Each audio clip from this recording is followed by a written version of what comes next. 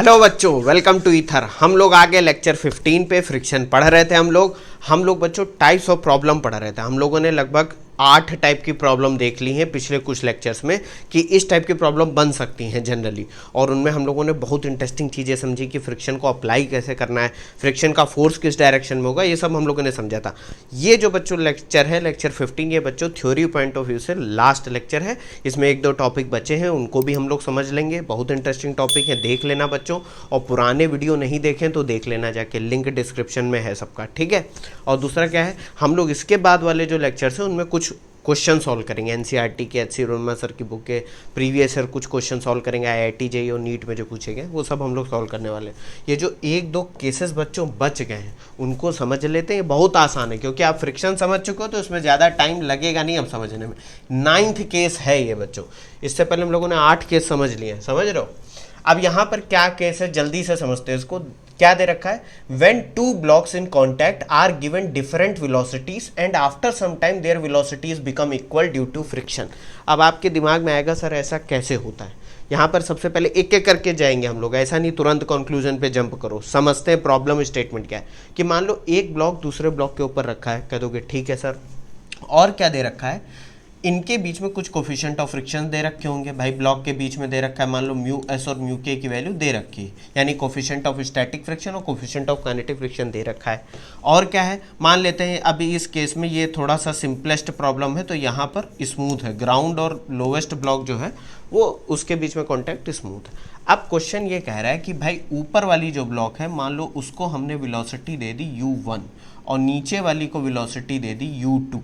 u1 और u2 क्या है, इनकी इनिशियल वेलोसिटी है। क्या है, इनिशियल वेलोसिटीज, मतलब शुरुआत में कितनी वेलोसिटी, इनिशियल वेलोसिटीज, ठीक है। कह दोगे सर ठीक है, u1 एंड u2, ठीक।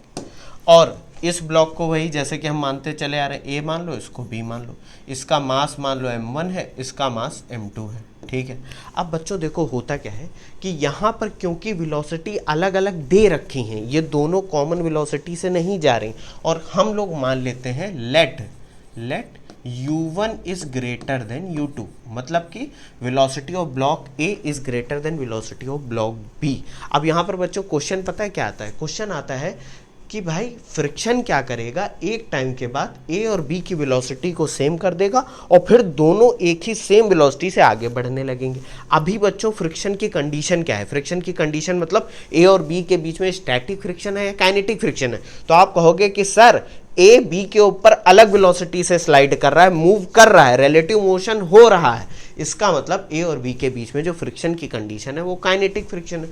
तो यहाँ पर अगर मैं ए का फ्री बॉडी डायग्राम बनाऊं तो ए देखो बच्चों किस डायरेक्शन में जा रहा है, बी के रिस्पेक्ट में आगे की तरफ जा रहा है। तो यहाँ पर फ्रिक्शन का डायरेक्शन क्या आ जाएगा, एफ के इस डायरेक्शन में, वेलोसिटी इसकी होगी u1 इस डायरेक्शन में। उसी तरह बी का अगर मैं फ्री बॉडी डायग्राम बनाऊँ, और फिर फ्री बॉडी डायग्राम का मतलब है मैं अभी सिर्फ एक्स डायरेक्शन वाली फोर्सेस को दिखा रहा हूँ, बात समझना।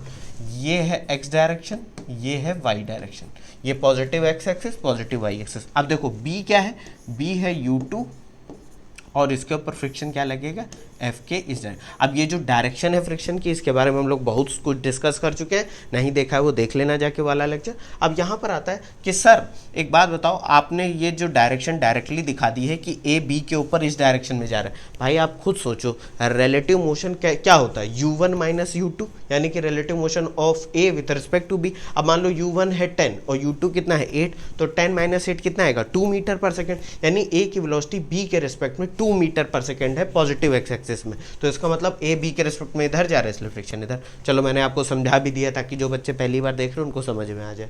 कह दोगे सर इतना हम समझ गए।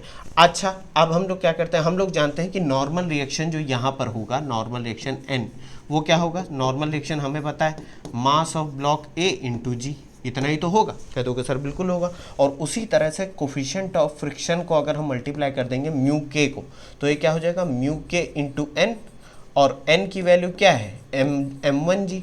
तो आपको फोर्स ऑफ काइनेटिक फ्रिक्शन भी पता चल गई, एफ के की वैल्यू भी पता चल गई।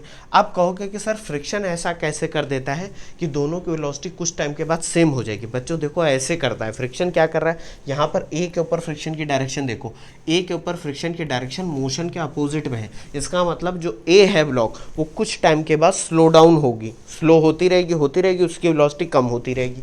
बी की वेलोसिटी क्योंकि ए से कम है और फ्रिक्शन फोर्स बी के ऊपर कहाँ लग रही है, मोशन की डायरेक्शन में, यानी कि ये जो बी के ऊपर फोर्स है वो क्या करवा रही है, बॉडी को एक्सेलरेट कर रही है। ए के ऊपर जो फोर्स है वो उसको रिटार्ड कर रही है। तो ए की वेलोसिटी बढ़ेगी, बी की वेलोसिटी बढ़ेगी और ए की वेलोसिटी घटेगी। एक टाइम के बाद दोनों बराबर हो जाएंगे और दोनों के बीच में फिर रिलेटिव मोशन खत्म हो जाएगा और दोनों एक कॉमन वेलोसिटी से चलने लगेंगे। बात समझे? ए की वेलोसिटी मान लो यहाँ है, बी की वेलोसिटी यहाँ है, मतलब ये मान लो 10 है, ये 8 है। कुछ टाइम के बाद क्या होगा, क्योंकि फ्रिक्शन लग रहा है तो ए पर रिटार्डेशन हो रहा है, उसकी वेलोसिटी घट रही है, बी की बढ़ रही है, एक टाइम के बाद दोनों सेम हो जाएंगे। यही है यहाँ पर प्रॉब्लम का स्टेटमेंट। आप कहोगे कि सर इसमें पूछा क्या जाएगा, पूछा बच्चों जनरली ऐसे जाता है कि कितने टाइम के बाद दोनों की वेलोसिटी सेम हो जाएगी या और उनकी कॉमन वेलोसिटी क्या होगी, ये भी पूछा जा सकता है। अच्छा यहाँ पर एक अजम्पशन हम लेके चलेंगे कि बी जो ब्लॉक है उसकी लेंथ इतनी है कि ए उसके ऊपर से गिरा नहीं जा रहा, मतलब ऐसा ना हो कि वो आगे बढ़ता जाए और बी के नीचे गिर जाए। बात समझ रहे हो कि नहीं, ऐसा नहीं होना चाहिए। तो एक हम ये अजम्पशन मानेंगे, इसको देख लो, आगे बढ़ते हैं। फिर बहुत इंटरेस्टिंग बच्चों क्वेश्चन है, थोड़ी सी मैकेनिक्स लगी, इसमें ज़्यादा कुछ टफ नहीं है।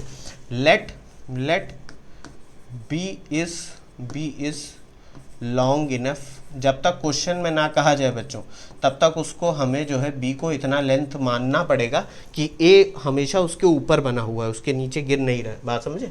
Let B is long enough so that A does not fall. ठीक है, ये मान के चलना, कह दो कि सर इतना ठीक है। अब बात आती है फिर से let after time t their velocities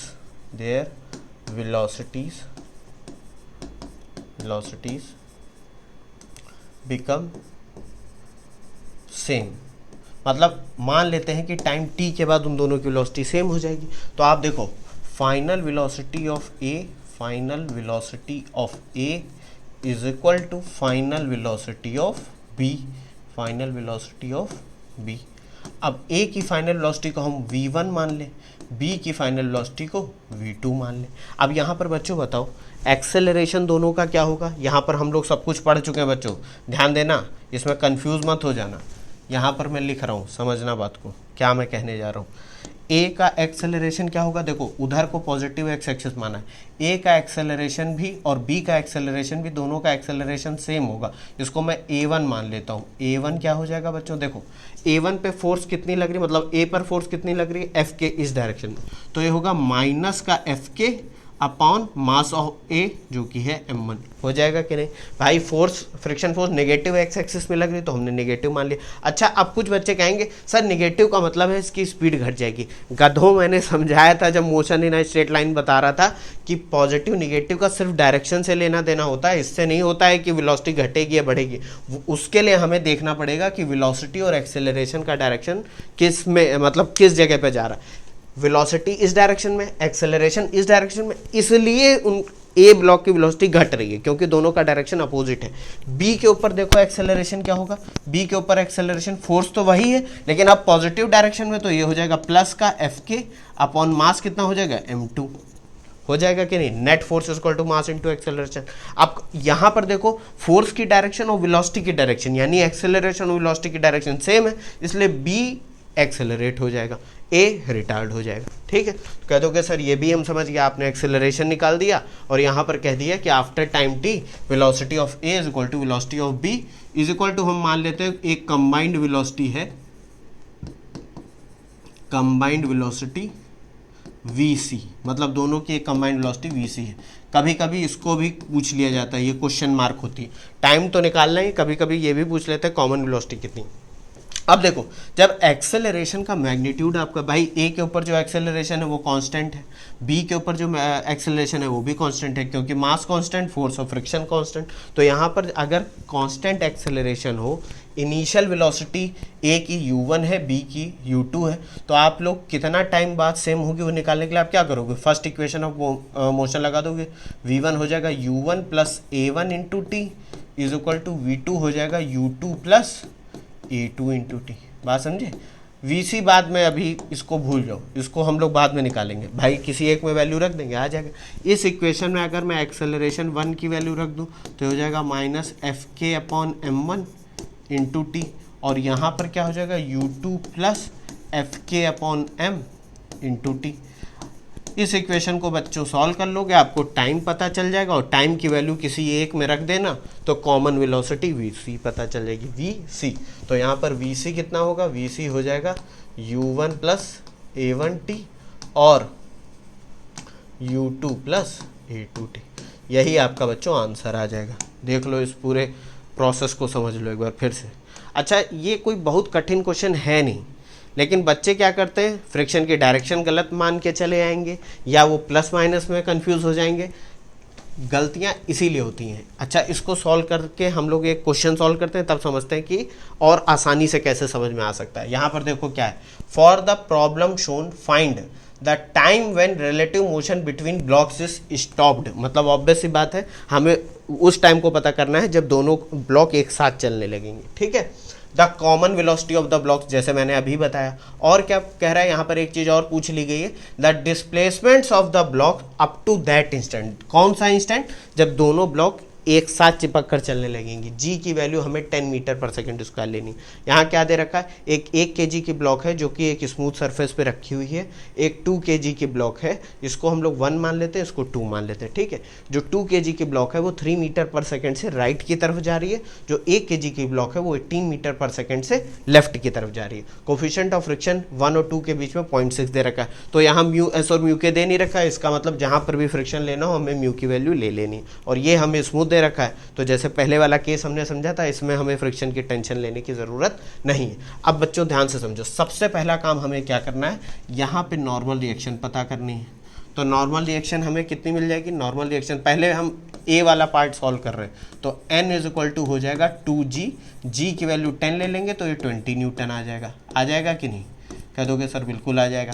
अब उसके बाद हम लोग निकालेंगे फ्रिक्शन यहाँ हो जाएगा म्यू इंटू एन, तो ये क्या हो जाएगा 0.6 इंटू एन यानी 20, तो ये आ जाएगा 12 न्यूटन आ जाएगा, कह दोगे सर बिल्कुल आ जाएगा। अब बात आती है, जैसे हमने अभी का सॉल्व करा था वैसे ही सॉल्व करना है। बस आप कहोगे सर यहाँ तो क्वेश्चन अलग हो गया, इसकी वेलोसिटी इस डायरेक्शन में दे रखी है, इसकी इस डायरेक्शन। अरे कुछ नहीं अलग हुआ है, आपको बस रिलेटिव वेलोसिटी का कॉन्सेप्ट पता होना चाहिए। देखो यहाँ पर इसको मान लो X axis, positive X axis यानी राइट डायरेक्शन को, और ये मान लो वाई एक्सिस, वाई से अभी मतलब है नहीं।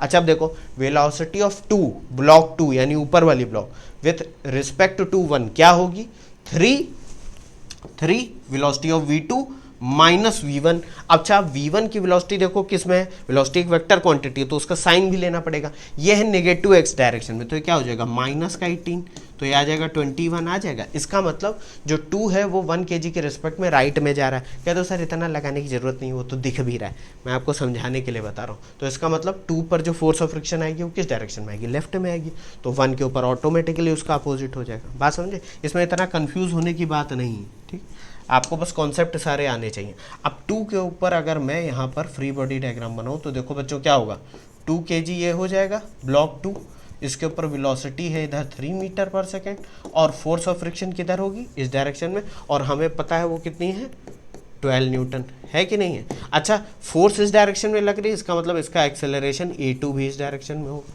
कह दोगे सर बिल्कुल होगा। अब a2 की वैल्यू बच्चों क्या हो जाएगी, a2 की वैल्यू हो जाएगी माइनस का f अपॉन m1, ये m2। कह दोगे सर आप पहले a2 क्यों निकाले ले रहे हो, अरे a2 ऊपर वाला ब्लॉक है इसलिए निकाले ले रहे हो, उसमें a2 निकालो a1 निकालो जो मन है वो निकालो, तो हो जाएगा माइनस का f अपॉन m2। माइनस का f कितना है, माइनस इसलिए क्योंकि नेगेटिव डायरेक्शन, तो ये हो जाएगा माइनस का 12 अपॉन m2 यानी कि कितना है 2 kg, तो आ जाएगा माइनस का 6 मीटर पर सेकेंड स्क्वायर, ठीक, ये आ जाएगा a2। इसको देखो फिर मैं ब्लॉक 1 के लिए बनाता हूँ, समझ गए कि नहीं, कह दोगे सर समझ गए, इसमें क्या है, इसमें कुछ नहीं है, बस हमें इक्वेशन सॉल्व करनी है। अच्छा 1 kg पर देखो क्या हो जाएगा बच्चों, 1 kg पे जो फोर्स ऑफ फ्रिक्शन है वो होगी इस डायरेक्शन में, जो कि होगी F इज इक्वल टू 12, ये होगी पॉजिटिव। तो फोर्स इस डायरेक्शन में, इसका मतलब एक्सेलरेशन इसका इस डायरेक्शन में, ये हो गया A1, और इसकी वेलोसिटी कितनी है 18 मीटर पर सेकेंड।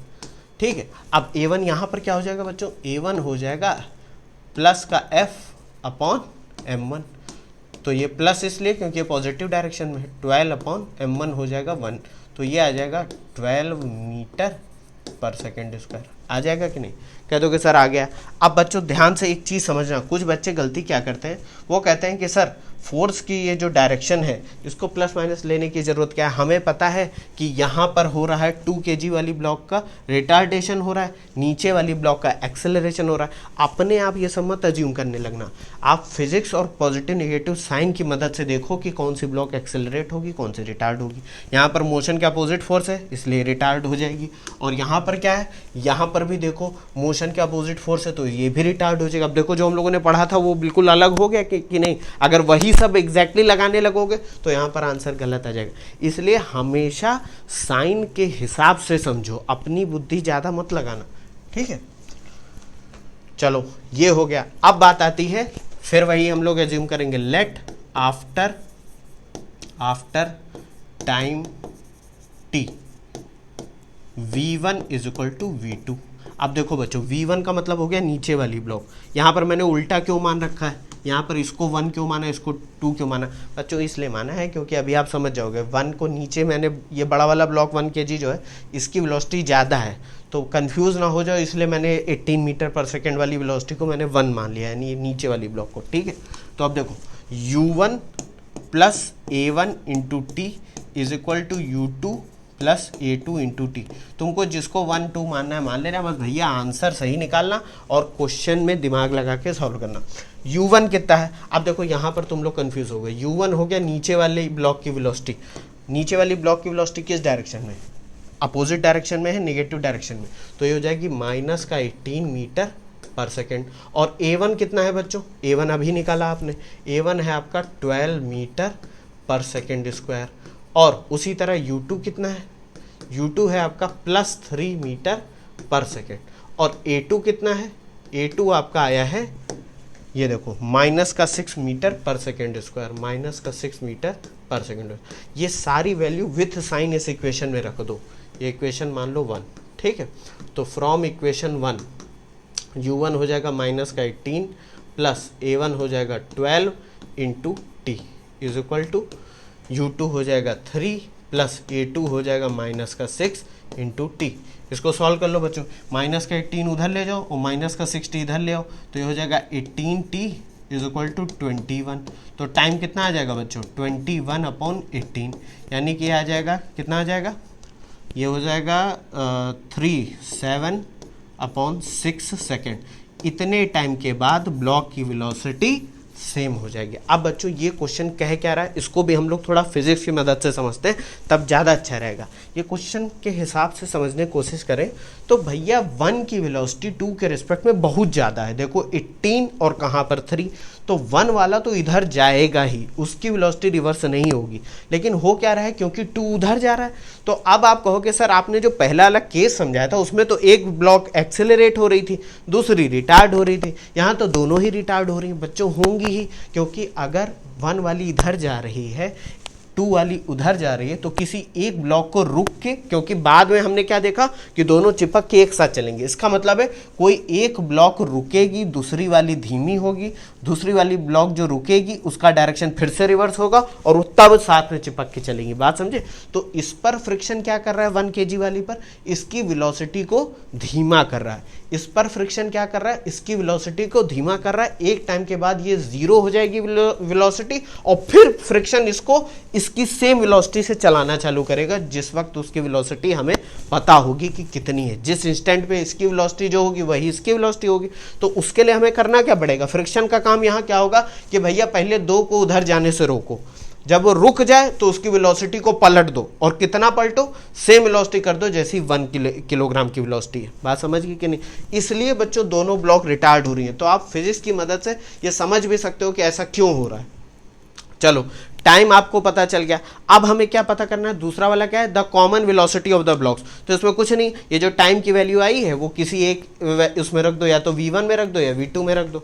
तो मैं यहाँ पर नेक्स्ट पेज पे लिखता हूँ, देखो b वाला क्या है, फ्रॉम इक्वेशन 1, फ्रॉम 1 से हम v1 निकाल लेते हैं। मान लो v1 ही आपकी इज इक्वल टू v2, और मैं क्या कह देता हूँ u1 प्लस a1t में वैल्यू रख देता हूँ। तो u1 आपकी कितनी है, u1 है आपकी 18 माइनस का 18, a1 है 12 माइनस का 18 प्लस a1 कितना है आपका 12 इंटू टाइम आ गया 7/6।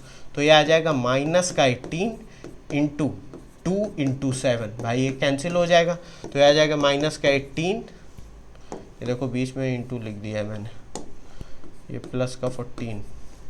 तो यहाँ पर आंसर आ जाएगा बच्चों आपका, कॉमन वेलोसिटी आपकी दोनों ब्लॉक की आ जाएगी माइनस का 4 मीटर पर सेकेंड। अब देखो मैं जो आपको समझा रहा था वो यही समझा रहा था कि दोनों ही ब्लॉक एक टाइम के बाद एक साथ -4 मीटर पर सेकेंड यानी लेफ्ट की डायरेक्शन में चलने लगेंगे। तो इसका मतलब क्या हुआ, फ्रिक्शन ने एक ब्लॉक को, ऊपर वाली ब्लॉक को रोका, फिर उसकी वेलोसिटी की डायरेक्शन चेंज कर दी, और नीचे वाली ब्लॉक को स्लो डाउन कर दिया, और दोनों की वेलोसिटी कितनी होगी 4 मीटर पर सेकेंड।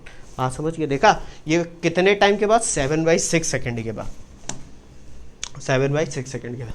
चलो कह दोगे सर ये सब समझ में आ गया, अब तीसरा वाला बताओ, the displacements of blocks up to that instant, मतलब टाइम t तक। अब भाई ऑब्वियस ही बात है 2 वाला कुछ दूरी तक चल चुकी होगी, 1 वाली कुछ दूरी तक चल चुकी होगी, अब हमें डिस्प्लेसमेंट बताना है। तो देखो दोनों का एक्सेलरेशन कांस्टेंट है और हमें सेकंड इक्वेशन ऑफ मोशन पता है क्या होती है। तो यहाँ पर बच्चों ध्यान से समझना, क्या यहाँ पर लिखूंगा सी वाले में, from second equation of motion, second equation of motion आपको लगानी है यहाँ पर। और यहाँ डिस्प्लेसमेंट बच्चों पूछा जा रहा है, डिस्टेंस नहीं पूछी जा रही। तो S1 यानी नीचे वाली ब्लॉक पर लगा दो तो क्या हो जाएगा, u1 into T plus half a1 into T square. इसको सॉल्व कर दो तो S1 कितना आ जाएगा, u1 आपका है कितना, माइनस का 18 इंटू टाइम है आपका 7/6 प्लस हाफ a1 है आपका कितना, a1 आया है आपका 12 मीटर पर सेकेंड स्क्वायर। तो ये हो जाएगा 12 इंटू 7/6 का होल स्क्वायर। इसको बच्चों आप सॉल्व कर लेना, मैंने सॉल्व कर लिया। ये कितना आएगा, ये आएगा आपका माइनस का 12.83 मीटर। ठीक है, ये माइनस का 12.83 आएगा, इसको सॉल्व कर लेना। उसी तरह से S2 कितना आ जाएगा, मतलब डिस्प्लेसमेंट ऑफ अपर ब्लॉक जो 2 किलोग्राम की, वो हो जाएगा u2 into T plus half a2 into T square. तो देखो u2 हो जाएगा, u2 कितना है, u2 है आपका 3 मीटर पर सेकेंड, 3 और पॉजिटिव साइन के साथ रखना, देखो यहाँ मैंने साइन के साथ रखा हुआ, इंटू 7/6 प्लस हाफ a2 हो जाएगा माइनस का 6 और टाइम हो जाएगा 7/6 का होल स्क्वायर। इसको बच्चों जब सॉल्व कर लोगे तो अपर ब्लॉक का जो डिस्प्लेसमेंट आएगा वो भी मैंने निकाल रखा, वो कितना आ जाएगा, माइनस का 0.58 मीटर। बच्चों इसको सॉल्व कर लेना आप लोग, ठीक, ये आपके आंसर हो जाएंगे। यानी डिस्प्लेसमेंट ऑफ अपर ब्लॉक हो जाएगा माइनस का 12.83 मीटर, लोअर ब्लॉक सॉरी, ये है लोअर ब्लॉक, और अपर ब्लॉक का कितना हो जाएगा, अपर ब्लॉक का हो जाएगा माइनस का 5.58 मीटर। माइनस का मतलब दोनों ही इस डायरेक्शन में नेट डिस्प्लेसमेंट दिखाएंगे। चलो ये क्वेश्चन इंटरेस्टिंग था, बहुत मज़ेदार क्वेश्चन था, क्योंकि यहाँ पर कॉन्सेप्ट भी क्लियर हो गया। और जो पहला वाला केस आपने समझा था ये वाला, इसमें दोनों वेलोसिटी सेम डायरेक्शन थी, अब यहाँ पर हमने अपोजिट डायरेक्शन में ले लिया, तो ये भी आपको क्लियर हो गया कि सर अपोजिट होगा तो क्या करेंगे। कुछ नहीं बच्चों, कॉन्सेप्ट सब वही लगना है, कोई ज़्यादा चेंज नहीं है इसमें। चलो समझ गए आप लोग। देखो बच्चों ऐसा इसमें कुछ खास था नहीं, हमने क्या करा भाई, फ्रिक्शन की डायरेक्शन पता कर ली और रिलेटिव वेलोसिटी का कॉन्सेप्ट यूज़ कर लिया। बाकी तो हम लोगों ने बेसिक फिजिक्स लगाई ना, जो हम लोगों ने पढ़ा रखी थी। ठीक है, आप कह दोगे सर ये सब क्या बन रखा है, ये एक बच्चों 10th केस और है, जल्दी से समझ लेते हैं, इसमें कुछ ज़्यादा बड़ा नहीं है। रोलिंग फ्रिक्शन मैंने आपको समझाया था, एक्सेलरेशन और रिटार्डेशन ऑफ अ कार, उस पर बाद में जाते हैं, पहले यहाँ पर एक चीज़ समझते हैं। देखो मान लो ये व्हील है, कार का एक व्हील मैं पकड़ लेता हूँ, ये व्हील है और ये व्हील रोटेट हो रहा है इस डायरेक्शन में और ये आगे जा रहा है, ठीक, ये आगे जा रहा है। अब बच्चों होता क्या है, अगर रोलिंग हो रही है, प्योर रोलिंग, तो मैंने बताया था कि ये जो पॉइंट ऑफ कॉन्टैक्ट है, यहाँ पर मान लो ये पॉइंट ए है, यहाँ पर जो रेजिस्टेंस आता है, या कह देते हैं यहाँ पर, अभी मैं फ्रिक्शन की ही बात करूँ तो यहाँ पर अगर प्योर रोलिंग हो रही है तो ना स्टैटिक फ्रिक्शन होगा ना काइनेटिक फ्रिक्शन होगा। कह दोगे सर ये आपने बताया था, क्यों? क्योंकि यहाँ पर ना ही स्लिपिंग होगी, इस पॉइंट की स्लिपिंग भी नहीं होगी, और ना ही यहाँ पर स्लाइडिंग हो, मतलब किसी तरीके का स्टैटिक काइनेटिक फ्रिक्शन नहीं आना चाहिए। लेकिन एक्चुअल में तो ऐसा होता नहीं, प्योर रोलिंग तो नाम की कोई चीज़ ही नहीं होती। तो होता क्या है बच्चों, जब आपकी कार एक्सेलरेट होती है, मान लो ये क्या है, एक्सेलरेट, यानी आप एक्सेलरेटर पे मस्त, आपने एक्सेलरेटर को प्रेस करा, कार आपकी एक्सेलरेट हो रही, स्पीड बढ़ रही। अब बच्चों बताओ, ये जो कार होती है, कार, इसके ऊपर एक्सटर्नल फोर्स कहाँ से आती है? मैंने ये सब समझा रखा है आपको। ये कार मान लो मस्त इस डायरेक्शन में आगे जा रही है, ये आपको उल्टी कार लग रही होगी, कहते हो सर रिवर्स में जा रहे हो क्या? सीधी कार बनाता हूँ, ये हो गई सीधी कार। अरे सीधी उल्टी सब एक ही टाइप की लग रही है मेरी, चलो ठीक, कोई बात नहीं, हाँ ये अच्छी लग रही, ये इस डायरेक्शन में जा रही है। अब देखो, आप कहोगे sir engine external force provide करता है। अरे गधों, इंजन तो कार के अंदर ही रखा है, तुमने एक्सेलरेटर प्रेस करा, अंदर इंजन के कुछ पार्ट का मूवमेंट हुआ। मैंने बताया था आपको कि किसी भी बॉडी को एक्सेलरेट करने के लिए न्यूटन सेकंड लॉ क्या कहता है कि उस पर एक्सटर्नल फोर्स होनी चाहिए। बाहर से कौन सा इसको फोर्स इसको धक्का दे रही है? कह दो कि सर कोई धक्का नहीं दे रहा, अपने आप चल रही। अरे नहीं भाई, बाहर से जो फोर्स इसको प्रेस कर रही है आगे, वो है फ्रिक्शन। कह दो कि सर ये क्या बता रहे हो? अगर आप लोगों ने वो चैप्टर नहीं देखे तो समझ में नहीं आएगा, वो लेक्चर जो अगर आपने नहीं देखे। मैंने बताया था कि भैया फ्रिक्शन जो है वो हमेशा मोशन का अपोज नहीं करता है, वो मोशन करवाता भी है। और इस केस में बच्चों क्या होगा, जो एक्सटर्नल फोर्स प्रोवाइड होगी वो फ्रिक्शन की वजह से होगी। अब ऐसा क्यों होगा बच्चों, ध्यान से समझते हैं। यहाँ पर ये तो आपको समझ में आ गया होगा, ये एक्सेलरेशन का केस है। ये जो पॉइंट है बच्चों, अगर मैं ग्राउंड को अलग ड्रॉ करूँ यहाँ पर, ये पॉइंट जब आप एक्सेलरेटर प्रेस करते हो तो ये पॉइंट ए जो है, यानी जो कॉन्टैक्ट का पॉइंट है, वो ग्राउंड के रेस्पेक्ट में इस डायरेक्शन में व्हील रोटेट हो रहा है, तो ये बहुत तेजी से इस पीछे की तरफ जाएगा। देखो ऐसे रोटेट हो रहा है ना, तो ये पीछे की तरफ जाएगा, यानी कि स्लाइड करना चाहेगा, बहुत तेजी से स्लाइड करना चाहेगा। तो जब ये स्लाइड करना चाहेगा किस डायरेक्शन में, इस वाली डायरेक्शन में, तो इस पर फ्रिक्शन किधर जाएगा, आगे की डायरेक्शन में। देखो आ रहा है कि नहीं आ रहा, क्या बिल्कुल ध्यान से समझना, फ्रिक्शन किधर जा रहा है, ए पर, यानी टायर के ऊपर फ्रिक्शन कहाँ लग रहा है, आगे की तरफ। बात समझ में आ रही? यही फ्रिक्शन फोर्स आपकी क्या करवाती है, कार को एक्सेलरेट आगे की तरफ करवाती। ग्राउंड पे फ्रिक्शन फोर्स कहाँ जाएगा, पीछे की तरफ, इसका इक्वल और अपोजिट हो जाएगा। कह दो कि सर इतना समझ में आ गया। लेकिन कह दो कि सर जब ब्रेक लगाते हैं तब क्या होता है, गाड़ी रुक कैसे जाती है, क्योंकि फ्रिक्शन तो हमेशा आगे की तरफ लग रहा है। अब बच्चों देखो, जब आप ब्रेक लगाते हो तो क्या होता है, जो ब्रेक पैड होते हैं, जो ब्रेक में आपके देखा होगा डिस्क ब्रेक हो, जो उसमें ब्रेक पैड होते हैं, वो जब रोटेटिंग फ्रिक्शन व्हील पे प्रेस करते हैं तो वो स्लो डाउन होता है, यानी बेसिकली आपका व्हील स्लो डाउन होता है। अब कार तो पहले से चलती चली आ रही है किसी एक वेलोसिटी से, उसका एक डेफिनेट मोमेंटम है, मतलब वो चलती आ रही। आपने जब ब्रेक लगाना स्टार्ट हुआ तो अब क्या होगा, ये जो पॉइंट ए है वो सरफेस के रिस्पेक्ट में, व्हील तो आपका रोटेट हो रहा है, वो तो ठीक है, व्हील रोटेट हो रहा है, लेकिन ये जो पॉइंट ए है जो हमेशा चेंज होता है भाई, ये वाला पीछे जाएगा, फिर दूसरा पॉइंट ए बन जाएगा। तो अब ये ए वाला पॉइंट इस सरफेस के रिस्पेक्ट में इतनी तेजी से रोटेट कर ही नहीं पा रहा है कि वो पीछे खिसक जाए। वो क्या होगा, वो आगे की तरफ स्लिप होना चाहेगा, इस डायरेक्शन में स्लिप होगा। बात समझ रहे हो? आप ऐसे समझो, कभी कभी देखा नहीं होगा आपने, जब फ्रिक्शन कम होता है और आप ब्रेक अप्लाई करते हो तो कार स्किड होती है कि नहीं? ऐसा इसलिए होता है बच्चों क्योंकि ये जो पॉइंट ए है वो ब्रेकिंग के टाइम पे, इसके नेचर ऑफ मोशन क्या होता है, वो सरफेस के रिस्पेक्ट में आगे की तरफ स्लाइड हो जाएगा, यानी स्लाइडिंग मोशन, ऐसे होना चाहिए। तो इसके ऊपर जो फ्रिक्शन फोर्स लगेगी वो किधर लगेगी, पीछे की तरफ लगेगी। मोटा मोटी भाषा में ये है कि सर जब एक्सेलरेट होगा तो फ्रिक्शन फोर्स आगे की तरफ लगेगी, जब रिटार्ड होगा यानी ब्रेक अप्लाई करेंगे तो फ्रिक्शन फोर्स पीछे लगेगी, और यही फ्रिक्शन फोर्स कार को धीमा कर देगी, इस केस में कार की स्पीड बढ़ा देगी। इतना समझ गया? बिल्कुल समझ गया। अब मान लो कार का जो मास है वो है m, तो टोटल कार के ऊपर भाई कौन सी एक नॉर्मल रिएक्शन भी आएगा, और नॉर्मल रिएक्शन आप जानते हो कितना होगा, m इंटू जी। अभी मैं सिर्फ एक व्हील को पकड़ के नहीं चल रहा, अब यहाँ कार के पॉइंट ऑफ व्यू से देखेंगे तो उसमें चारों व्हील हैं, और मैंने कंबाइंड एक बता दिया कि भाई नॉर्मल रिएक्शन कितना होगा, m इंटू जी। बात समझ गए? अब ये बताओ बच्चों कि मैक्सिमम फ्रिक्शन फोर्स सरफेस और टायर के बीच में कितना लग सकता है? वो हो सकता है म्यू एस इंटू एन। कह दोगे सर बिल्कुल हो सकता है, और म्यू एस एन की वैल्यू रख दो mg, ठीक। तो अगर मैं आपसे कहूं किसी कार का मैक्सिमम एक्सेलरेशन कितना हो जाए, तो आप कहोगे सर मैक्सिमम एक्सेलरेशन तब होगा जब कार और ग्राउंड के बीच में मैक्सिमम फ्रिक्शन फोर्स होगी, क्योंकि एक्सटर्नल फोर्स तो वही है, जितना तेजी से आप फोर्स अप्लाई करोगे उतना तेजी से एक्सेलरेशन बढ़ेगा। और मैक्सिमम कब होगा, जब फोर्स मैक्सिमम होगी, और मैक्सिमम फोर्स कितनी होगी, mu S into M G. तो यहाँ पर मैं एक पॉइंट लिखने वाला हूँ, इसको देखो, फिर मैं नेक्स्ट पेज पर लिखता हूँ। क्या लिखूंगा, यहाँ पर मैं लिखूंगा मैक्सिमम एक्सेलरेशन और रिटार्डेशन।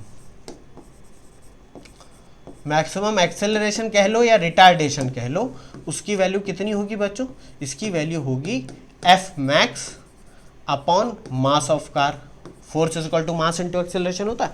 एफ मैक्स का मतलब हो गया एफ एस, भाई फ्रिक्शन की मैक्सिमम वैल्यू क्या होती है, लिमिटिंग फ्रिक्शन, जो कि कितना है mu S into M G upon mass.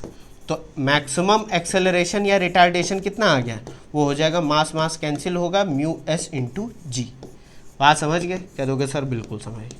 तो आपको बस दिमाग में ये रखना है कि भाई कोई भी, अब आप थोड़ा दिमाग आंखें में बंद करके सोचना भी कि भाई कार एक्सेलरेट होगी तो फ्रिक्शन इस डायरेक्शन में कैसे जा रहा है। जो मैंने समझाने की कोशिश करी है कि व्हील रोटेट कर रहा है, वो पीछे की तरफ जाना चाह रहा है तो फ्रिक्शन आगे, लेकिन जब ब्रेक मार रहा है तो व्हील स्किड करना चाह रहा है सरफेस के ऊपर, इसलिए फ्रिक्शन पीछे की तरफ। बात समझे, कितना इंटरेस्टिंग है, इसको देख लो।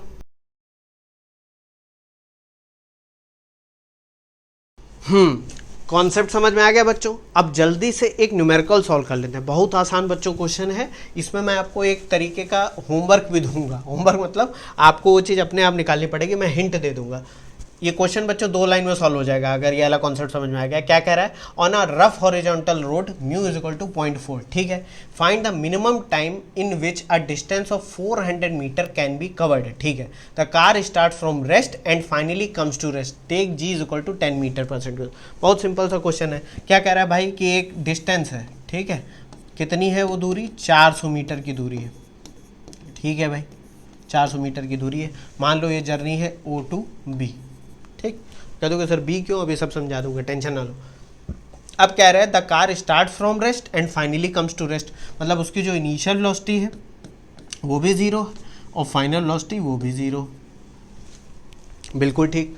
अब इसमें कह रहा है कि भैया हमें वो टाइम बताना है, मिनिमम टाइम, जिसमें वो ये पूरी जर्नी ट्रेवल कर लेगी, मतलब कि वो एक्सेलरेट भी हो जाएगी और ब्रेक लगा के रिटार्ड होकर 0 पर भी आ जाएगी। तो देखो बच्चों, एक चीज़ मैंने अभी समझाई थी, कार को पहले 0 से एक्सेलरेट होना, यानी एक मैक्सिमम वेलोसिटी तक जाएगी, उसके बाद वेलोसिटी घटाकर 0 पे आ जाएगी। ऐसा करने के लिए उसका एक्सेलरेशन भी मैक्सिमम होना चाहिए और रिटार्डेशन भी मैक्सिमम होना चाहिए। मैंने बताया था एक्सेलरेशन या रिटार्डेशन जो भी है उसका मैक्सिमम वैल्यू जो आता है, मैग्नीट्यूड की बात यहाँ पर हो रही है, अभी एक्सेलरेशन रिटार्डेशन की बात नहीं कर रहे हैं, हम कह रहे हैं कि मैग्नीट्यूड कितना होगा एक्सेलरेशन का, वो होगा mu S into M G upon M, अभी हमने डिराइव करा था, तो ये हो जाएगा म्यू इंटू जी, और म्यू की वैल्यू कितनी है 0.4 और जी की वैल्यू है 10, तो ये आ जाएगा 4 मीटर पर सेकेंड स्क्वायर। आ जाएगा कि नहीं, कह दोगे सर बिल्कुल आ जाएगा। तो आपको मैक्सिमम वैल्यू ऑफ एक्सेलरेशन पता चल गई। अब आधी जर्नी, अब देखो यहाँ पर मैं आपको क्वेश्चन क्या देने वाला हूँ, मैं आपसे डायरेक्टली बोल दे रहा हूँ कि होगा क्या, कार आधी जर्नी मान ले O टू A 200 मीटर की जो दूरी तय करेगी उसमें वो एक्सेलरेशन करेगी और इसमें टाइम t लगेगा मान लो।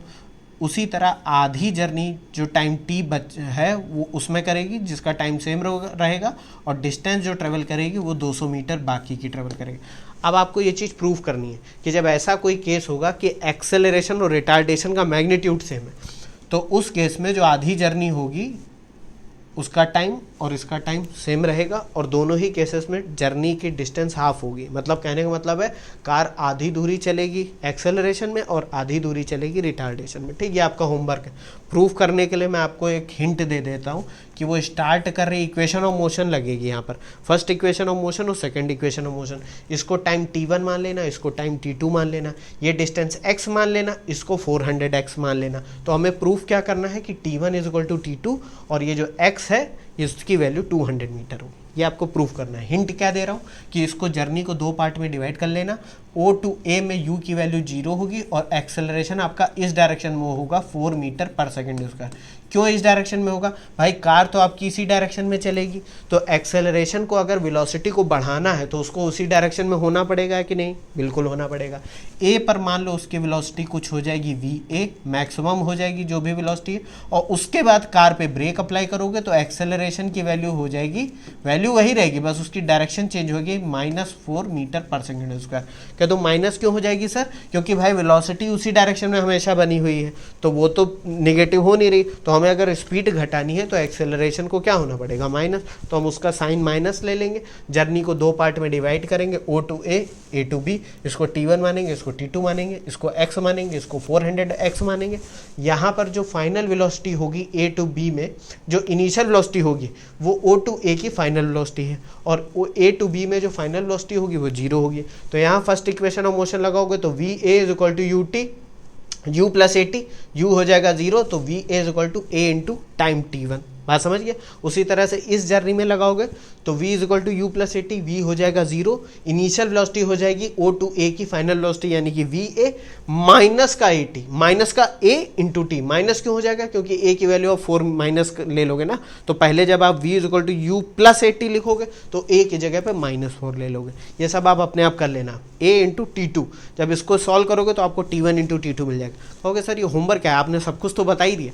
जब टाइम से निकल आएगा तो जर्नी आपको x और 400 माइनस x पता है, इनिशियल और फाइनल वैल्यूज ऑफ वेलोसिटी पता है, एक्सेलरेशन पता है। सेकंड इक्वेशन ऑफ मोशन जब लगाओगे तो आपको ये भी पता चल जाएगा कि दूरी भी जो दोनों चली जाएंगी, दोनों OA और AB जर्नी में, वो भी सेम होगी। और इसको आप ग्राफ से भी देख सकते हो बच्चों। ग्राफ से कैसे देख सकते हो भाई, एक्सेलरेशन का मैग्नीट्यूड सेम है, ठीक है, तो वेलोसिटी टाइम का ग्राफ बनाएंगे तो वेलोसिटी पहले बढ़ेगी बढ़ेगी बढ़ेगी, मैक्सिमम वैल्यू पहुंचेगी और फिर घट जाएगी। तो देखो यहाँ पर क्या है, टाइम t लगेगा, ये भी टाइम t होगा। मान लो आधे में टाइम t है तो उसमें भी टाइम t हो जाएगा। और इसको जब डिस्टेंस और टाइम ग्राफ में तोड़ोगे तो ये भी पता चलेगा कि ये आधी दूरी होगी, ये भी आधी दूरी होगी। बात समझिए, तो वो आपको ज़्यादा कुछ करने की ज़रूरत नहीं। अब मैं आपको यहाँ पर एक चीज़ बोलने वाला हूँ, SO टू A वो कितना है, मतलब distance in O to A वो है 200 मीटर। अगर मैं यहाँ पर सेकंड इक्वेशन ऑफ मोशन लगाऊं तो बच्चों देखो वो कितना होगा, UT plus half AT square होगा। कह दोगे सर बिल्कुल सही होगा। इनिशियल वेलोसिटी है आपकी 0, टाइम आपने t मान रखा है तो वो हाफ AT स्क्वायर, यानी कि 200 मीटर इज इक्वल टू आ जाएगा हाफ AT स्क्वायर। आ जाएगा कि नहीं, कह दोगे सर बिल्कुल आ जाएगा। अच्छा एक बात बताओ बच्चों, अब A टू B में अगर मुझे सेकंड इक्वेशन ऑफ मोशन लगानी है तो पहले मुझे VA पता करनी पड़ेगी, इनिशियल वेलोसिटी, उसके बाद मैं निकाल पाऊंगा। लेकिन मैं आपसे डायरेक्टली एक चीज़ बोल दूं कि भैया अगर मैग्नीट्यूड की बात करी जाए तो 200 metre is equal to half AT square आया, तो ये वाला 200 मीटर भी तो हाफ AT स्क्वायर होगा कि नहीं होगा, कह दोगे सर बिल्कुल होगा। तो ये भी होगा हाफ AT स्क्वायर और ये भी हो जाएगा हाफ AT स्क्वायर, बिल्कुल हो जाएगा। इसको देखो, फिर मैं नेक्स्ट पेज पे जाता हूँ। ये आपके लिए होमवर्क है, ये प्रूफ करना कि जब भी ऐसे केस होंगे तो आधी दूरी में एक्सेलरेशन होगा, आधी दूरी में रिटार्डेशन होगा, और दोनों जो डिस्टेंस होंगी उसमें टाइम सेम लगेगा, ठीक है। और मैंने बहुत ज़्यादा हिंट दे दिया। हिंट क्या दे दिया, सॉल्व भी कर दिया। तो मैं यहाँ पर बच्चों ये लिख सकता हूँ, SO to A plus SA to B is equal to 400 metre, और मैं यहाँ पर ये भी लिख सकता हूँ half AT square plus half AT square is equal to 400 metre. तो मैग्नीट्यूड की बच्चों यहाँ बात चल रही है, अभी सिर्फ मैग्नीट्यूड की बात चल रही है। बात समझे, कंफ्यूज मत होना कि आप कह दो कि सर यहाँ A माइनस ले लेंगे, A प्लस ले लेंगे तो 0 हो जाएगा। अरे बच्चों यहाँ पर समझ गए हो ना, मैं दूरी की बात कर रहा हूँ। तो ये हो जाएगा AT square is equal to 400। तो एक्सेलरेशन आपने 4 ले रखा है, मैग्नीट्यूड फिर गधों समझ जाओ, मैग्नीट्यूड की बात हो रही है। T square is equal to 400, minus मत ले लेना, कह दो कि सर 0 इज इक्वल टू 400 आ जाएगा। अरे भगवान कैसे काम चलेगा रे। तो ये कितना आ जाएगा, 10 सेकेंड। तो अब आंसर आप 10 सेकेंड मत लिख के चले आना, ये फर्जी में डब्बा बना दिया मैंने। T इज इक्वल टू आ जाएगा 10 सेकेंड। आंसर आपका है 2T। मिनिमम टाइम निकालना है ना, तो टोटल जर्नी में टाइम कितना लग रहा है, टोटल टाइम हो जाएगा बच्चों 2T, ये हो जाएगा 20 सेकेंड। ये आपका आंसर। ये क्वेश्चन देख लो एक बार। अच्छा ये मैंने ग्राफ भी बना दिया, देखो आपको समझाने के लिए ग्राफ से सॉल्व कर दिया, ठीक है। Half A T square plus half A T square is equal to 400, A निकाल चुके हो, टी की वैल्यू निकल आएगी, 2t टोटल टाइम होगा आंसर। बस ये जो हम लोगों ने डायरेक्टली लिख दिया है, इसको करने के लिए आपको वो सब मैथमेटिक्स सॉल्व करनी पड़ेगी। Second equation of motion, first equation motion, वो सब अपने आप करना। हम लोग बहुत न्यूमेरिकल सॉल्व कर चुके हैं, motion in a straight line में कोई टेंशन नहीं होगी, ठीक है। एक जल्दी से दूसरा क्वेश्चन भी सॉल्व कर लेते हैं तो हमारे कॉन्सेप्ट और क्लियर हो जाएंगे। A car is moving up the inclined plane as shown, ठीक है। पहला क्वेश्चन क्या कह रहा है, what is the condition so that the car can be accelerated, if this condition is satisfied then find maximum acceleration of the car, minimum retardation of the car, maximum retardation of the car. देखो sir car तो है ही नहीं, अरे car बना लेते हैं, उसमें कितना टाइम लगेगा। ये है आपकी कार, ठीक। एक इंक्लाइंड प्लेन पे एक कार भैया है जो ऊपर जा रही है, ठीक। इसका मास m मान लेते हैं। तो आपको भी पता है कि इंक्लाइंड प्लेन की सारी मैकेनिक्स आपको पता है कि भाई वेट नीचे की तरफ लगेगा, इसके दो कंपोनेंट होंगे, एक होगा mg cos theta perpendicular to the plane, एक होगा mg sin theta along the plane, और जिस डायरेक्शन में जा रही है उसको आप x मान लो, इसको y मान लो, इसके ऊपर नॉर्मल रिएक्शन n आ जाएगा। अब एक चीज़ ध्यान से समझो, पहला वाला अगर केस हम सॉल्व करें, मैंने अभी बताया था कि इस कार को पीछे कौन खींच रहा है, वो तो ये खींच रहा है mg sin थीटा, ये वाला कंपोनेंट। तो एक्सेलरेट अगर कर रहा हो इसका मतलब फ्रिक्शन की फोर्स आगे की तरफ लगनी चाहिए, क्योंकि वही एकलौती फोर्स है जिसको आगे बढ़ाएगी। तो ये हो गई फ्रिक्शन की फोर्स, Fs होगी। यहाँ पर अब कार एक्सेलरेट कब करेगी, कार एक्सेलरेट तब करेगी जब भैया फ्रिक्शन की मैक्सिमम वैल्यू Fs मैक्स या कह दें जो mu S into M G होगा उसकी वैल्यू ग्रेटर देन होनी चाहिए mg sin थीटा।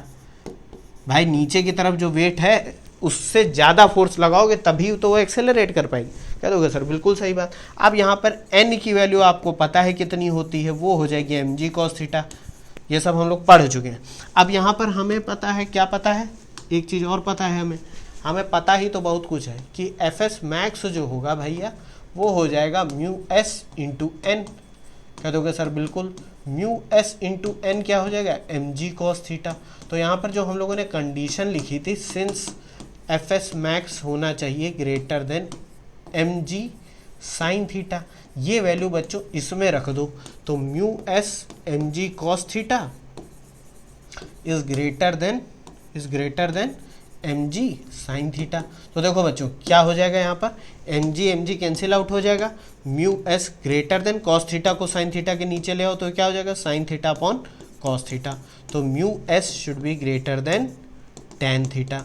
तो यहाँ से अगर मैं एक कंडीशन लिखूँ तो कंडीशन सिर्फ इतनी है कि भैया टेन थीटा की वैल्यू म्यू एस से कम होनी चाहिए। मैंने ऐसे पलट दिया इसको, ठीक है। तो ये आपकी कंडीशन है। अब आपके दिमाग में एक चीज़ आनी चाहिए कि सर इस कंडीशन से हमें एक चीज़ और समझ में आई कि कार इस प्लेन के ऊपर, भाई आपने देखा होगा, आप लोगों ने कार के ऐड देखे होंगे, जैसे नहीं देखा कि कार एकदम 70 डिग्री के स्लोप पर ऊपर चढ़ती चली जा रही है, ज़्यादा इंजन अच्छा है, टायर बहुत अच्छे हैं तो कार 85 डिग्री के स्लोप पर चढ़ती चली जा रही है। लेकिन ऐसा तो होता नहीं है कि तुम एकदम मान लो 90 तक पहुँचा दे रहे हो तब भी वो चढ़ती चली जा रही है। ऐसा क्यों नहीं हो पा रहा?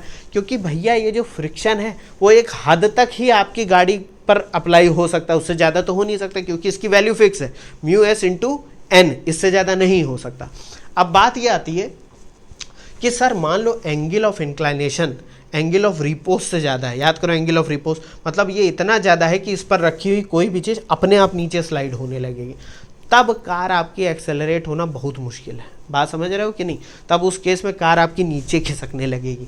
तो इसका मतलब यहाँ पर ये कंडीशन यही तो कह रही है भाई, सिंस म्यू एस क्या होता है, म्यू एस होता है एंगल ऑफ रिपोज या कहते हैं एंगल ऑफ फ्रिक्शन। तो अगर ये कंडीशन रख दूँ मैं तो यहाँ पर tan theta should be less than ten lambda.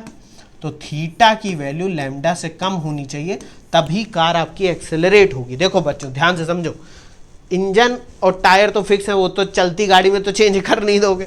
अब यहाँ पर क्या है कि भाई ऊपर की तरफ एक्सेलरेट कब होगी?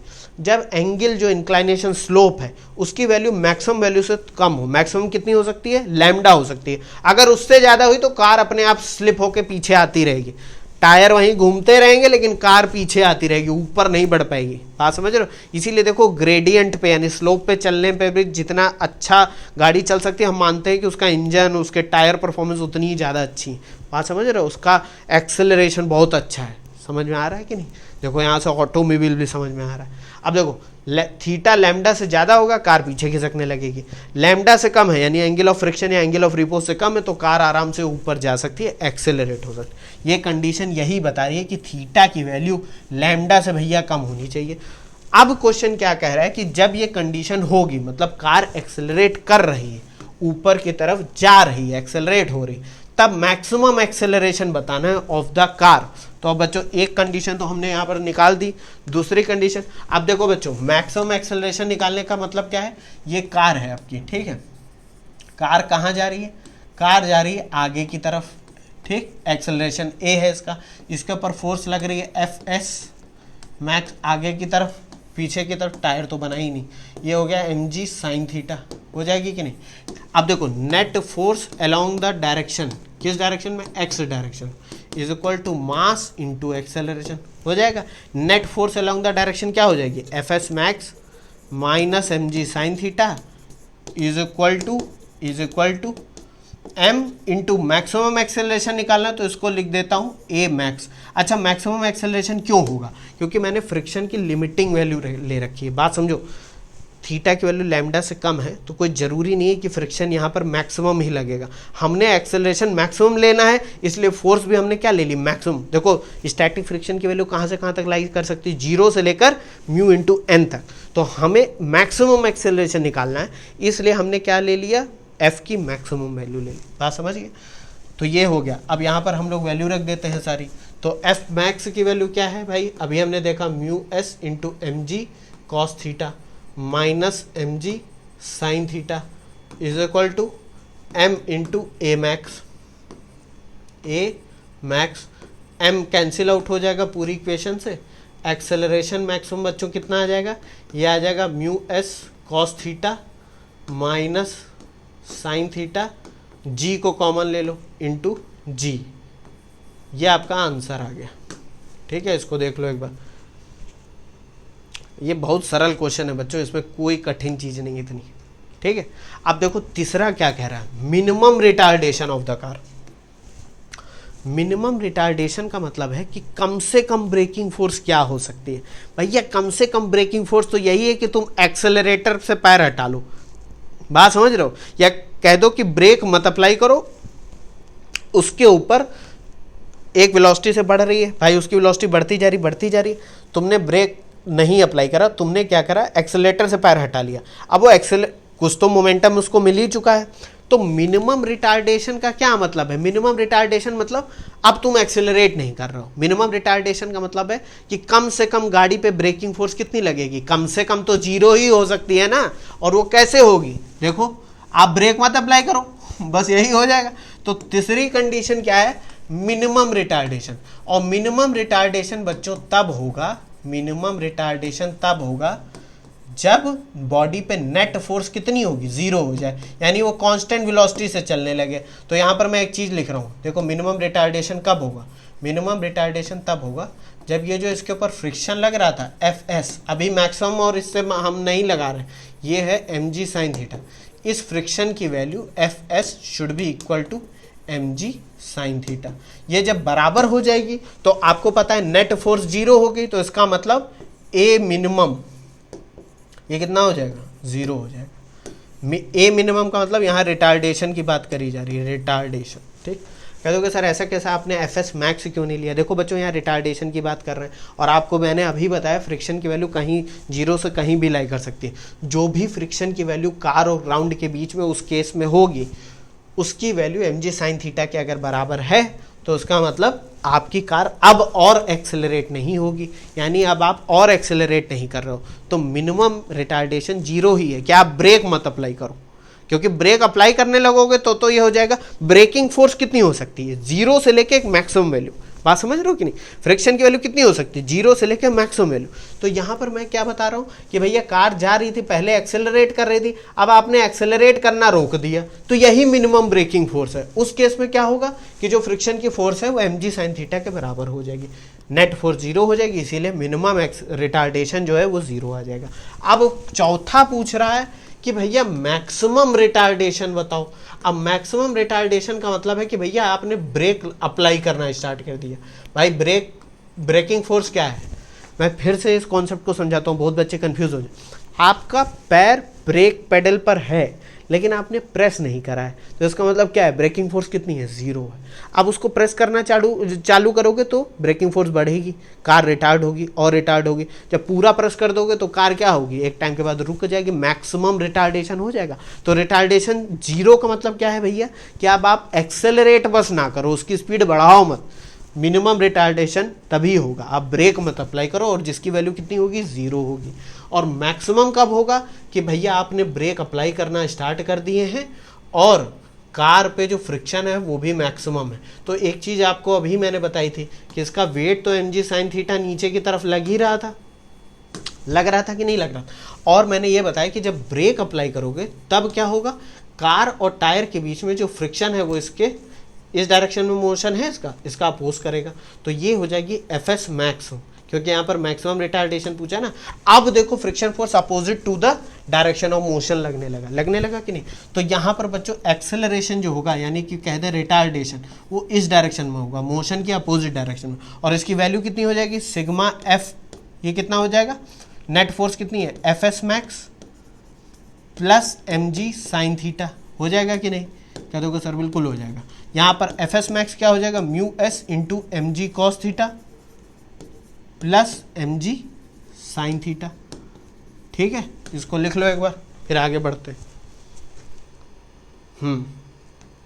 तो यहाँ पर मैं एक चीज़ लिखने जा रहा हूँ, सिग्मा एफ कितना आ जाएगा बच्चों, सिग्मा एफ आ जाएगा, अगर मैं mg कॉमन ले लूँ, यहाँ से mg कॉमन ले लूँ तो ये आ जाएगा mu s cos theta plus sine theta into mg। तो एक्सेलरेशन या कह दे मैक्सिमम रिटार्डेशन बच्चों कितना हो जाएगा, रिटार्डेशन मैक्सिमम, ये हो जाएगा net force upon total mass m। ये कैंसिल हो जाएगा m और m, तो क्या बचेगा, mu s cos theta plus sine theta into g। ये हो गया मैक्सिमम रिटार्डेशन, ये आंसर है आपका। कितना अच्छा क्वेश्चन था ये, आपको ऑटोमोबाइल भी समझ जाके चला गया। अब यहाँ पर एक चीज़ समझना, जब एक्सेलरेशन हो रहा है तो कार को फ्रिक्शन ऊपर की तरफ खींच रहा है अगेंस्ट द वेट। जब रिटार्डेशन हो रहा है तब क्या हो रहा है, रिटार्डेशन होते वक्त फोर्स ऑफ फ्रिक्शन और नीचे का वेट दोनों ही कार को नीचे की तरफ खींच रहा है। कार ऊपर जा रही थी लेकिन ब्रेकिंग फोर्स ने क्या करा, अपोजिट डायरेक्शन में फ्रिक्शन कर दिया, जिसकी वजह से कार आपकी रुक जाएगी। हाँ समझ गए। तो ये देखो आ गया प्लस साइन आ गया ना, वेट में देखो प्लस का कंपोनेंट आ गया, इसका मतलब वेट के साथ फ्रिक्शन हेल्प कर रहा है कि कार रुक जाए आपकी। तो बच्चों ये सब बहुत हम लोगों ने सारे जितनी टाइप की प्रॉब्लम हो सकती थी वो सब पढ़ ली है। ये चैप्टर ख़त्म हो गया है लगभग, एक दो टॉपिक ये जो बचे हैं वो थ्योरी है, मैं अभी तुरंत समझा देता हूँ। उसके बाद हम लोग क्या पढ़ेंगे, हम लोग न्यूमेरिकल सॉल्व करेंगे नेक्स्ट लेक्चर से।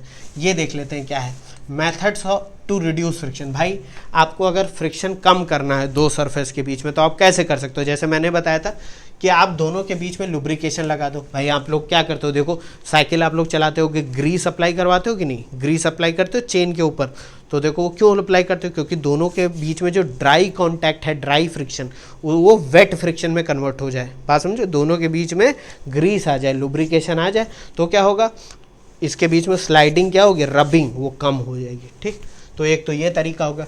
दूसरा तरीका क्या है, by polishing the surface but increasing the smoothness beyond a certain limit will increase friction. ये भी मैंने बताया था कि दोनों सरफेस अगर स्मूथ हैं तो उनके बीच में फ्रिक्शन कम हो जाएगा, लेकिन अगर बहुत ज़्यादा स्मूथनेस बढ़ा दी एक हद से ज़्यादा तो फ्रिक्शन बढ़ जाएगा। मैंने एक आपको ग्राफ भी समझाया था स्मूथनेस, फ्रिक्शन वर्सेस स्मूथनेस का, या रफनेस कहते हैं। तो क्या मैंने बताया था कि भैया स्मूथनेस बढ़ाओगे तो फ्रिक्शन घटेगा, लेकिन ज़्यादा बढ़ा दोगे तो फ्रिक्शन बढ़ जाएगा।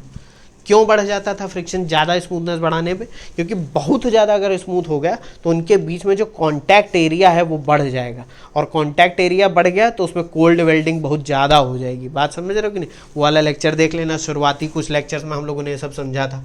तीसरा पॉइंट क्या है, by proper selection of materials in contact. भाई हम लोगों को ये भी बताया कि कोफिशिएंट ऑफ फ्रिक्शन मटेरियल पे डिपेंड करता है। अगर आप प्रॉपर सिलेक्शन करो, अब जैसे कि आपको पता है कि जैसे आपको स्केटिंग करनी है, जैसे आप स्केटिंग ही करते हो, तो आपको पता है कि अगर स्केटिंग में किसी लकड़ी की सरफेस पे, वुड पे करूँगा जो थोड़ी सी, जिसकी सरफेस बहुत रफ है ऐसे करके, तो उस पर अच्छी नहीं होगी, ठीक है, बात समझ रहे हो। लेकिन अगर वहीं पॉलिश्ड सरफेस होगी, कोई मटेरियल लैमिनेट टाइप की सरफेस होगी, तो उस पर स्केटिंग बहुत अच्छी हो जाएगी, बात समझ रहे हो। तो आपने क्या करा, मटेरियल को चेंज करा, उसकी फिनिश को चेंज करा, तो उससे भी आप फ्रिक्शन को कम कर सकते हो। चौथा क्या है, यूजिंग बॉल बेरिंग्स और रोलर बेरिंग। अब मैंने आपको रोलिंग फ्रिक्शन बताया था, और मैंने ये भी बताया था कि दो सरफेस के बीच में ये तो होता है स्लाइडिंग फ्रिक्शन, अगर इनके बीच में रोलर ले आओ, जैसे कि बेरिंग में होता है बॉल बेरिंग्स, ये आपको बताया था कि नहीं, ये इस तरीके से ये बॉल बेरिंग है, तो ये इनर वाली जो सरफेस है ये अब आउटर सरफेस के डायरेक्ट कांटेक्ट में नहीं है, मतलब ये रब नहीं करेगी। अब क्या, बीच में रोलर आ गए या बॉल आ गई, तो ये क्या करेंगे, स्लाइडिंग फ्रिक्शन को कन्वर्ट कर देंगे रोलिंग फ्रिक्शन में, और रोलिंग फ्रिक्शन की जो वैल्यू होती है वो स्लाइडिंग फ्रिक्शन से बहुत कम होती है। तो ये भी आप एक तरीका अपना सकते हो। पांचवा तरीका, ये कार, प्लेन या ऐसे शिप्स के लिए जो एयर में चलते हैं, आगे एयर या वाटर फ्लूइड में आगे की तरफ बढ़ते हैं, ये एक पॉइंट है स्ट्रीम लाइनिंग द शेप। बच्चों इसके बारे में हम लोग जब फ्लूइड मैकेनिक्स पढ़ेंगे तो ज़्यादा पढ़ेंगे, मैं आपको समझा देता हूँ एक तरीके से। जैसे बच्चों आप देखो, ये आपकी बस जो होती है वो सबसे ख़राब शेप बस का होता है, क्योंकि वो बिल्कुल भी एरोडायनेमिक डिज़ाइन नहीं होती उसकी। क्यों, जैसे मान लो बस आपकी कैसे होती है, एकदम ऐसे साइड से देखोगे तो ऐसे दिखती है कि नहीं। अब आप जा रहे हो तो ये जो एयर है वो क्या होती है, एकदम सीधे फेस पे कांटेक्ट करती है, ऐसे सीधा सीधा कांटेक्ट है।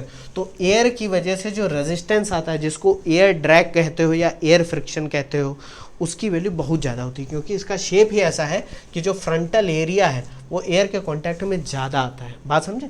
और ये स्ट्रीम लाइंस जो होती हैं, स्ट्रीम लाइंस यानी कि अभी आप ऐसे समझ लो, एयर जिस डायरेक्शन में फ्लो हो रही है, इमेजिनरी लाइन ड्रॉ करो कि भैया एयर आ रही है, तो इन्हीं को स्ट्रीम लाइन बोल दो। अभी मैं, ये होती नहीं है स्ट्रीम लाइन, मैं बाद में समझाऊंगा जब फ्लूइड मैकेनिक्स पढ़ेंगे, अभी ऐसे ही समझ लो।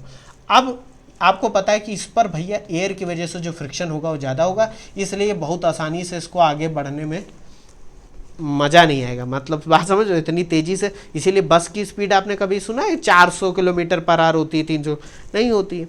अब वहीं पर देखो, आपकी जो स्पोर्ट्स कार है उनका शेप देखो कैसे होता है, उनका शेप बिल्कुल ऐसे होता है कि एकदम आगे की तरफ पॉइंटेड है, इस तरीके से ऐसे करके शेप होता है कि नहीं।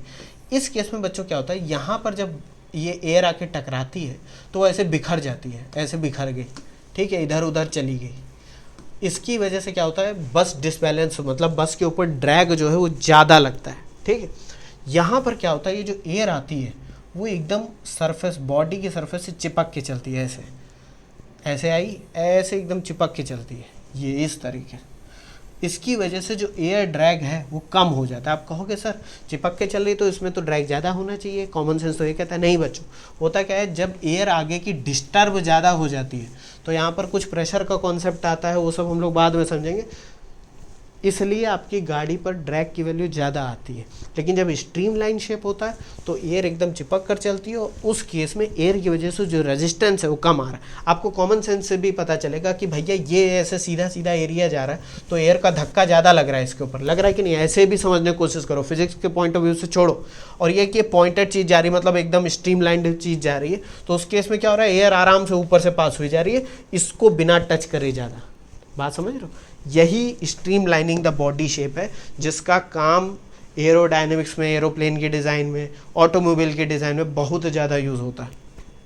चलो ये आप समझ गए, ये कोई बहुत बड़ी चीज़ थी नहीं, मुझे आपको बतानी थी ताकि आप लोग डर ना जाओ किसी किताब में देख के। और ये सब मैं बता चुका हूँ, बस एक बार आपको फिर बता देता हूँ क्योंकि अलग से टॉपिक नहीं बताया था। Disadvantages of friction. भाई डिसएडवांटेज फ्रिक्शन का क्या होता है, लॉस ऑफ एनर्जी करवाता है in the form of heat. भाई रबिंग होती है सरफेस के बीच में तो फ्रिक्शन एनर्जी हीट में कन्वर्ट होती है, जिसकी वजह से एफिशिएंसी भी कम हो जाती है। अब मान लो आपने 100 यूनिट का इनपुट दिया और आप सोच रहे हो कि 100 यूनिट ही आउटपुट मिल जाएगा, लेकिन फ्रिक्शन ऐसा होने ही नहीं दिएगा। वो 100 में से मान लो 30 यूनिट 40 यूनिट खा जाएगा, डिपेंडिंग अपॉन आपकी मशीन कैसी है, फ्रिक्शन की कंडीशन कैसी है। दूसरा क्या करवाता है disadvantage, wear and tear of moving parts in machine. Obvious सी बात है कि दो सरफेस जब कॉन्टिन्यूसली रब करती रहेंगी तो घिस जाएंगी, ठीक है, वियर हो जाएंगी, वर्न आउट हो जाएंगी, और कुछ केसेस में उनमें क्रैक्स भी डेवलप हो सकते हैं, वो फट सकती हैं, वहाँ से टियर हो सकती हैं। तो वो भी हो जाता है। और तीसरा क्या है, reduction in speed of vehicles, planes, rocket. जैसे कि मैंने अभी आपको बताया कि फ्रिक्शन की वजह से क्या होगा, जैसे ग्राउंड पे चल रहा है तो फ्रिक्शन रोलिंग रेजिस्टेंस या जैसे कहते हैं वो क्या करता है, व्हीकल की स्पीड को स्लो डाउन करता है। अगर आप एयर ड्रैग, अभी जो मैंने बताया, अगर बस है तो देखो एयर क्या करे भाई, ऑब्वियस सी बात है उसकी स्पीड को कम करने की तो कोशिश कर रही है, अगेंस्ट द मोशन आप जा रहे हो, against the motion of air जा रहे हो, तो वो भी एक तरीके का यहाँ पर एग्जाम्पल आप दे सकते हो। रॉकेट में भी देखो एरोडायनेमिक ड्रैग होता है, एयर की वजह से ड्रैग आता है, यानी एयर का रेजिस्टेंस आता है तो उसकी भी स्पीड डाउन होने की कोशिश करता है, फ्रिक्शन करवाता है। तो ये सब यहाँ पर लिखा हुआ है, ये सब आपको समझ में आ चुका है, ये सब हम लोग बहुत discuss. Efficiency of machine is reduced because of friction, ये मैंने बता दिया अभी आप। तो यही सब बच्चों डिसएडवांटेज है।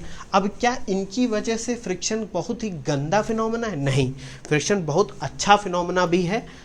Friction is a necessary evil, ये मैंने बताया था कि नहीं। एडवांटेजेस क्या है भैया, एडवांटेजेस भी बहुत हैं अनगिनत, कि भैया फ्रिक्शन ना होता तो हम लोग चल नहीं पाते, दौड़ नहीं पाते, वॉकिंग रनिंग नहीं हो पाती। Friction helps in acceleration of car, जैसे मैंने अभी बताया कार का एक्सेलरेशन और रिटार्डेशन फ्रिक्शन ही करवाता है। जब आप एक्सेलरेट करते हो तो कार एक्सेलरेट होती है बिकॉज ऑफ फ्रिक्शन, जब ब्रेक दबाते हो तो बिकॉज ऑफ फ्रिक्शन रिटार्ड होती है। तीसरा पॉइंट क्या है, because of friction only we are able to write with pen, pencil and chalk. अब देखो कितना अच्छा कंडीशन, अगर मैं इस पेन से इस बोर्ड पे लिख पा रहा हूँ तो ये क्यों लिख पा रहा हूँ, बिकॉज ऑफ फ्रिक्शन।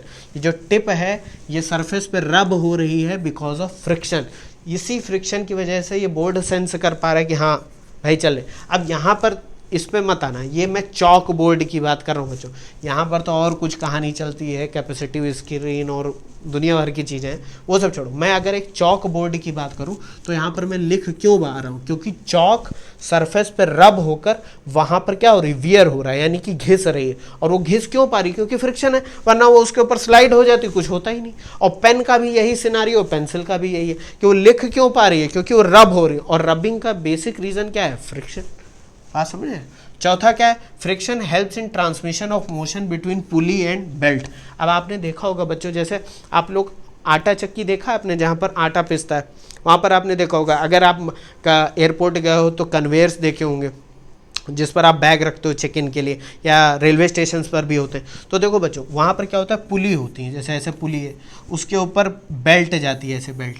तो ये आपकी मान लो ड्राइविंग पुली है, यहाँ पर मोटर लगा है और यहाँ पर ड्रिवन पुली है, ये इसको बेल्ट को खींचती है। तो ये बेल्ट को बच्चों आगे की तरफ कैसे खींच पा रही है। अब पुली और बेल्ट के बीच में कोई नट बोल्ट तो लगे नहीं हुए, तो ये इसके बीच में कांटेक्ट कैसे आया, ये कांटेक्ट आया बिकॉज ऑफ फ्रिक्शन। फ्रिक्शन ही इसको आगे की तरफ खींच के ले जा रहा है। पुली और बेल्ट के बीच में जो फ्रिक्शन है उसी की वजह से बेल्ट आगे की तरफ बढ़ रही। बात समझे, ऊपर की तरफ से जा रही और नीचे की तरफ से निकल के फिर से आ रही। समझ गया कि नहीं। तो फ्रिक्शन अच्छी चीज़ भी है, ऐसा नहीं है कि वो खराब ही है, सिर्फ सब खराब ही नहीं होता है बच्चों, प्रोस कौन सबके होते हैं। तो भैया हम लोगों ने बहुत कुछ पढ़ लिया, फ्रिक्शन पूरा समझ में आ गया बच्चों। थ्योरी फ्रिक्शन की ख़त्म होती है, आपको जितना बता सकता था मैं सब बता चुका हूँ। इससे ज़्यादा फ्रिक्शन में बच्चों कुछ समझने की ज़रूरत नहीं, कुछ है ही नहीं इससे ज़्यादा। अब क्या है, अब ये मत कह देना कि सर कुछ नहीं है, हम लोग इतने काबिल हो गए, पीएचडी कर ली। नहीं बच्चों, ऐसे तो कोई किसी भी टॉपिक का कोई अंत नहीं है। साइंस जो है ओशियन है उसमें, और तुम लोग जितना जाने हो, हम लोग जितना समझे, वो एक ड्रॉप है। बात समझ। लेकिन हमारे लिए अभी इस लेवल पे सिर्फ वही ड्रॉप एक सिलेबस, तो जितना समझे हो उतना बहुत है। नेक्स्ट लेक्चर से हम लोग न्यूमेरिकल सॉल्व करेंगे। थैंक यू बच्चों।